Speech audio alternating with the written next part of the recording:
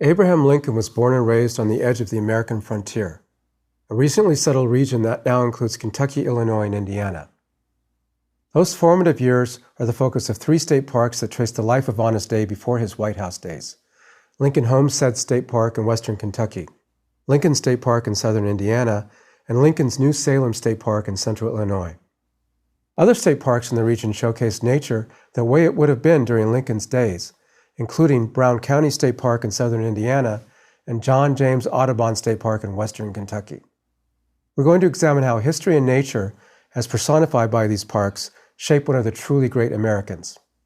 By the way, all of these parks and other sites associated with Lincoln and the region can be visited during a single road trip, a drive you can start in Chicago, St. Louis, Indianapolis, or Louisville, your choice. More on that later, after we learn about Lincoln's younger years. Lincoln came into this world in 1809 on a Kentucky frontier that was still untamed and not even firmly within the grasp of the United States. Most of the region was still forest and prairie, inhabited by bear, deer, mountain lions, and maybe even a few bison. The great frontiersman Daniel Boone was still alive, and the trail that Boone blazed through the Cumberland Gap was still the main way of traveling to Kentucky from the eastern seaboard. While many of the native Shawnee had already fled Kentucky in the wake of white pioneer settlement, they were still a force in the region, and the clash of cultures continued. Lincoln's boyhood homes were near the front line of Tecumseh's War, a 3-year conflict between the U.S. government and the Native American Confederacy of the great Shawnee leader Tecumseh. Not only that, but American sovereignty over the lands west of the Appalachian Mountains was about to be tested during the War of 1812 by British troops invading across the Great Lakes and up the Mississippi River. That's the world that Abraham Lincoln was born into: wild, erratic, and often violent. A backstory that we don't hear very often because of all the epic events that happened later on in his life. Growing up against this backdrop must have shaped his actions, thoughts, and words in ways that we can only imagine today. Although we don't think of him as such, Lincoln was definitely a child of the Wild West, and he took that with him to the White House, where he made decisions that still resonate through the nation.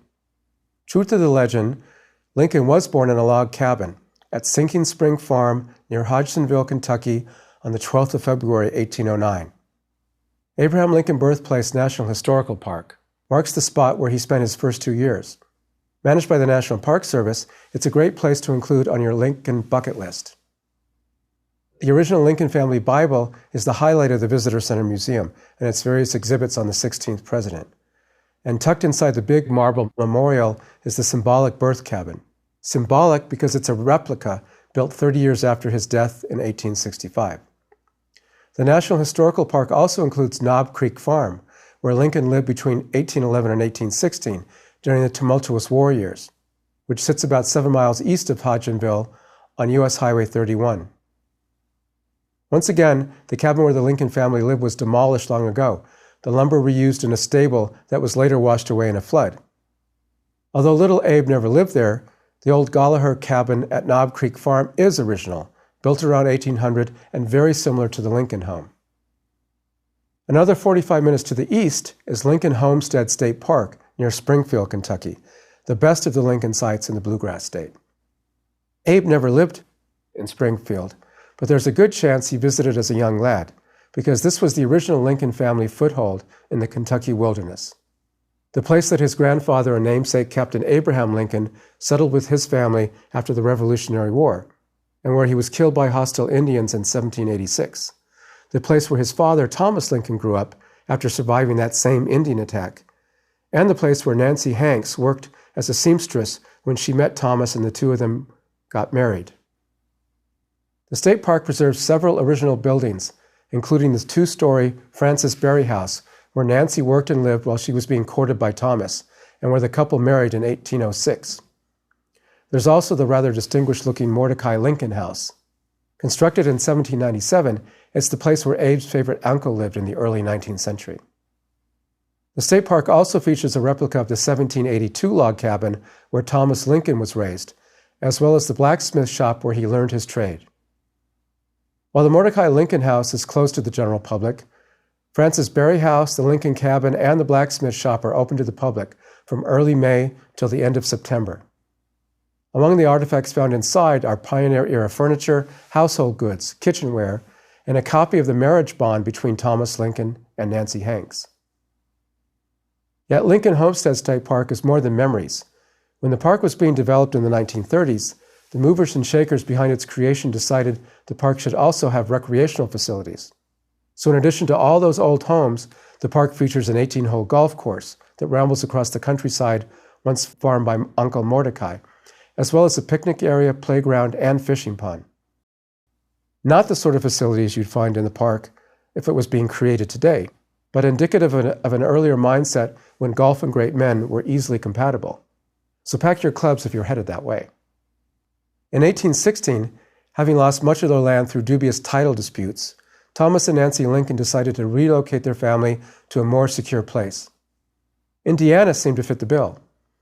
It was just across the Ohio River, it had just become a state, and the process of land survey and title seemed a lot more reliable than Kentucky. But there was another reason: slavery. The Lincolns belonged to a branch of the Baptist Church that was firmly against slavery, and unlike Kentucky, Indiana's state constitution banned slavery and servitude of any kind. So in addition to moving to a place where their land was less likely to be caught up in spurious court proceedings, the Lincolns also made a strong moral statement with their move to Indiana, an act of conscience that undoubtedly had a major impact on 7-year-old Abe. The Lincolns settled at Little Pigeon Creek, a pioneer settlement about 35 miles east of present-day Evansville, in an area that, much like Abe's birthplace in Kentucky, was still dominated by wilderness rather than farmland. 2 centuries later, Little Pigeon Creek forms the heart of Indiana's Lincoln State Park, another multifaceted reserve where history is part of a mixed bag that includes nature, recreation, and even outdoor entertainment. The park was originally created in the 1930s as a memorial to Abraham Lincoln's mother, who passed away in 1818, just 2 years after the family moved to Indiana. But over the years, the park has evolved into a place where modern-day visitors can see where the future president spent his most formative years. Lincoln lived in Little Pigeon Creek for the better part of 14 years, from the age of 7 to the age of 21. Even more than his younger years in Kentucky, this sojourn in southern Indiana had a profound effect on the man and the national leader he would later become. Lincoln called his Indiana home the very spot where grew the bread that formed my bones, and he even penned a poem about the place. When first my father settled here, 'twas then the frontier line. The panther's scream filled the night with fear, and bears preyed upon the swine. Bet you didn't know that Lincoln was a poet. Apparently he wrote quite a bit of verse back in the day, even while living in the White House. Founded right before the Lincolns moved there, Little Pigeon Creek wasn't so much a village as a scattering of farms around a dusty crossroads with a single church, post office, and general store. Likewise, the modern state park is pretty spread out, with lots of opportunity to hike or bike rather than drive around. The Visitor Center near Lake Lincoln offers maps and brochures, as well as info on interpretive activities and about the Lincoln clan and local nature. However, the best place to start your visit is the Abraham Lincoln Bicentennial Plaza, located just beyond the park's main gate. Created on the 200th anniversary of his birth, the tree-shaded plaza features limestone columns and plaques engraved with stories about Lincoln's Indiana years. Even more than the park's visitor center, it's a wonderful way to get oriented for all the history that lies ahead. Like the sites in Kentucky, the original Lincoln family farm vanished long ago, but the park maintains other sites that featured in young Abe's life. The first one you're likely to come across is the Little Pigeon Baptist Church. The modest log structure you see today is a replica of the one that Abe and his father helped construct after moving to the community. The congregation, which numbered only a handful of families, including the Lincolns, was what they used to call primitive Baptist. Primitive in the sense that they adhered to original, conservative, old-school Baptist beliefs to a greater degree than the mainstream Baptist of that era. It's said that young Abe wasn't much of a churchgoer. However, his friends and family recalled years later that he read the Bible in his own time and loved singing hymns with his siblings. And it's very likely that his first experience with oration was standing on a stump in the middle of Little Pigeon Creek, reciting Bible passages to the other kids. But his reading went far beyond the good book. His youthful reading list in Little Pigeon Creek included many of the classics of that era, books like Robinson Crusoe, Arabian Nights, and Pilgrim's Progress, as well as a biography of George Washington, which is said to be the first book that Lincoln ever outright owned. In the Pioneer Cemetery beside the church is the grave of Abe's older sister, Sarah Lincoln Grigsby. She married a local lad, but died while giving birth in 1828, just before the family moved onwards to Illinois. A stroll through the woods along a trail called Mr. Lincoln's Neighborhood Walk takes you to the site of the old Noah Gordon Mill, where everyone in the village brought their corn to be ground into flour. It's here that 10-year-old Abe was kicked in the head by a mill horse and blacked out, an experience that Lincoln described as having been killed for a time. Taken home in the back of a wagon, little Abe lay unconscious all night until finally coming back from the dead the following morning. Tucked up in the park's northwest corner is the James Gentry home site. Young Abe worked as a clerk in Gentry's general store. In 1828, Gentry dispatched his own son, a 19-year-old Lincoln, on a flatboat journey down the Ohio and Mississippi rivers to New Orleans, yet another youthful episode that had a profound effect on the future president, because it was the first time that Lincoln came face-to-face with slavery. During the trip, Lincoln and Gentry witnessed a slave auction during which a young black woman was pinched by prospective buyers and made to trot across the auction stage like a horse.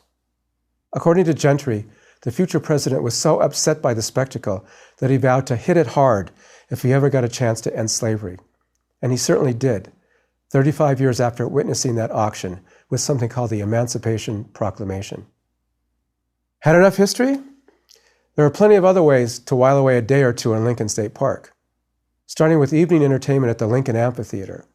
Open to 1987, this modern outdoor theater has hosted some sort of Lincoln production every summer. Normally musicals with stories from Abe's Indiana days set to songs from that era. Over the years, the amphitheater has expanded into all sorts of after-dark entertainment, from classic rock bands and country music icons to philharmonic concerts, outdoor movies, and musical tributes to the Beatles, Eagles, and even Kiss. You really got to scratch your head and wonder what Lincoln would have thought of the Fab Four or Kiss playing Little Pigeon Creek, but I bet Abe and John Lennon would have had some very interesting conversations. But I digress. The amphitheater season runs May to October. Like rock bands, Lake Lincoln didn't exist in Abe's day, but the Little Reservoir is one of the park's main attractions in modern times. There's a boat ramp, swimming beach, lakeside shelters, and ADA-accessible fishing pier for those who want to angle for bass and bluegill. If you haven't got your own boat, you can rent canoes, paddleboards, and rowboats. You can also snooze on the waterfront at Lincoln Lake Campground or the Blue Heron Family Cabins. Hikers can wander 6 marked trails in the state park, ranging from the super easy Mr. Lincoln's Neighborhood Walk to moderate hikes like the 3.7-mile James Gentry Trail. Although my favorite is the Sarah Lincoln Grigsby Trail, which loops 1.7 miles through a heavily wooded nature preserve on the park's south side.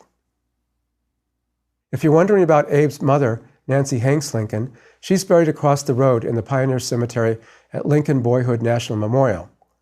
She died from milk sickness, an illness caused by drinking the milk or consuming the meat from cows that had grazed on white snakeroot, a toxic plant. It was apparently a very common affliction on the American frontier, taking the lives of thousands of settlers before a cure was found. Originally part of the state park, the Lincoln family farm and surrounding woods was transferred to the National Park Service in 1962 to create the National Memorial. The Memorial Visitor Center screens a short film about Abe's life in Indiana. Out back, the foundation of the Lincoln home is traced in stones on what experts believe was the original site. The park's living historical farm features a replica of the Lincoln cabin, surrounded by examples of the crops and livestock they probably raised during their stay at Little Pigeon Creek.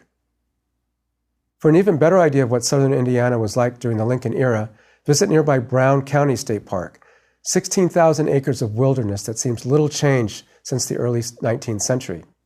Called the Little Smokies because of its likeness to the mountain range in the Appalachians, the park offers a montage of forest, field, and fog-shrouded valleys that you can explore on 20 miles of paved roads and a dozen hiking, biking, and horseback riding trails. Thanks to the rugged topography, the highlands of Brown County were spared the logging that devastated the other woodlands of southern Indiana during pioneer days. By the 1920s, the area had been designated as one of Indiana's first state parks, and it's still the largest and one of the most diverse in terms of nature and outdoor adventure. The park landscape is typical of what young Lincoln would have encountered as a teenager or young adult in southern Indiana. a forest thick with maple, walnut, beech, and other native trees that blazes with color come autumn, one of Indiana's best fall foliage spots. While bears and the screaming panthers of Lincoln's youth are scarce, the park is still home to white-tailed deer, timber rattlesnakes, woodpeckers, and wild turkeys. For those who want to learn more, Brown County State Park offers an array of ranger-guided programs like Meet a Snake, Turtle Time, Wild Edibles, and night hikes. For another blast from the past, visit John James Audubon State Park, which lies across the Ohio River in western Kentucky. The park revolves around the home where the renowned naturalist artist and his family lived between 1810 and 1819. Do the math. Two of the great Americans of the 19th century lived in close proximity to one another for a number of years and were no doubt influenced by similar factors. Audubon ran a mercantile business and traveled widely in the region, often in the company of Native Americans who schooled him in local plants and animals. It was during his time in Kentucky, immersed in nature, that Audubon decided to forego a business career in favor of art and ornithology. The museum at Audubon State Park features artifacts and keepsakes from his Kentucky years, as well as original paintings and a complete set of his iconic Birds of America series.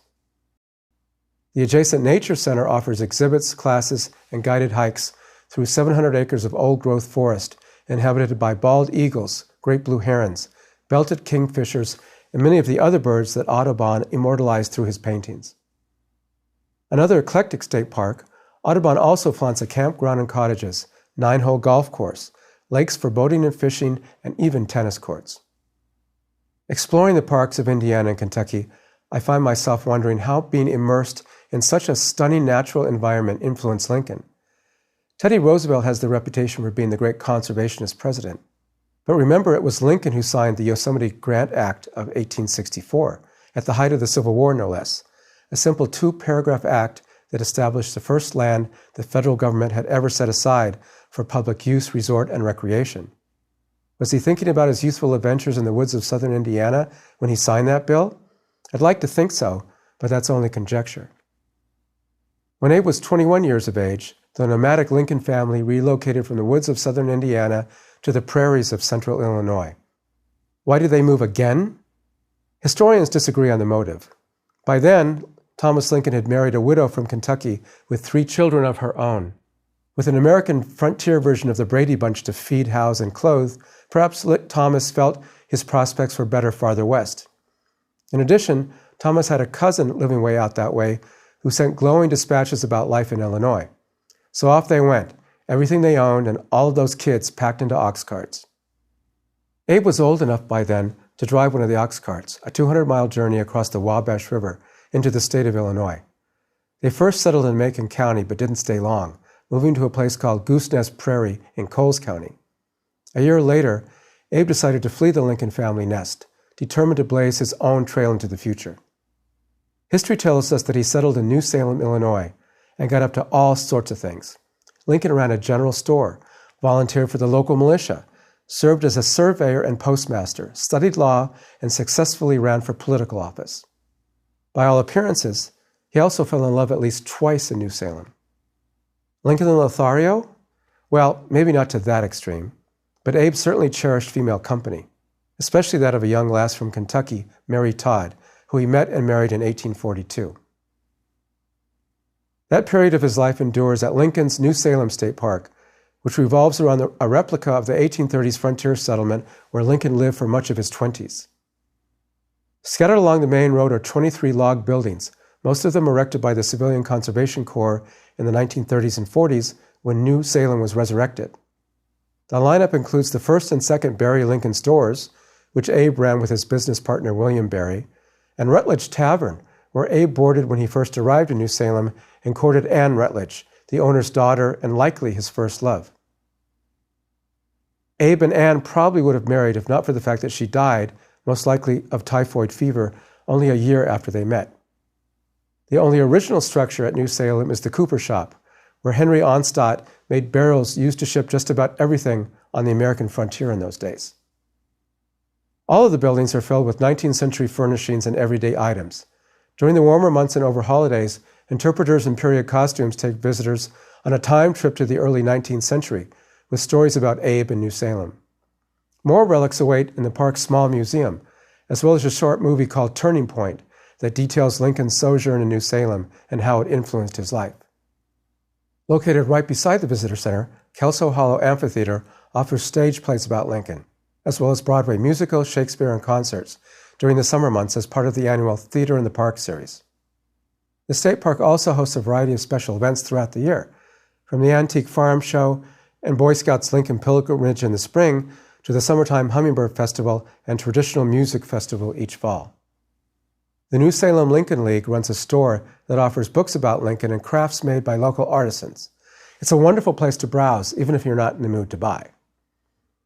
Hiking trails fan out across the park's 700 acres, and for those who want to spend the night, New Salem boasts 200 campsites, half of them on the grid. If you still haven't had enough of Honest Abe, drive 20 miles down Highway 97 to Springfield, Illinois, and its numerous Lincoln sites. The Lincoln Herndon Law Office, a state historic site, preserves the third-floor offices where Abe and his partners practiced law from 1843 to 1852.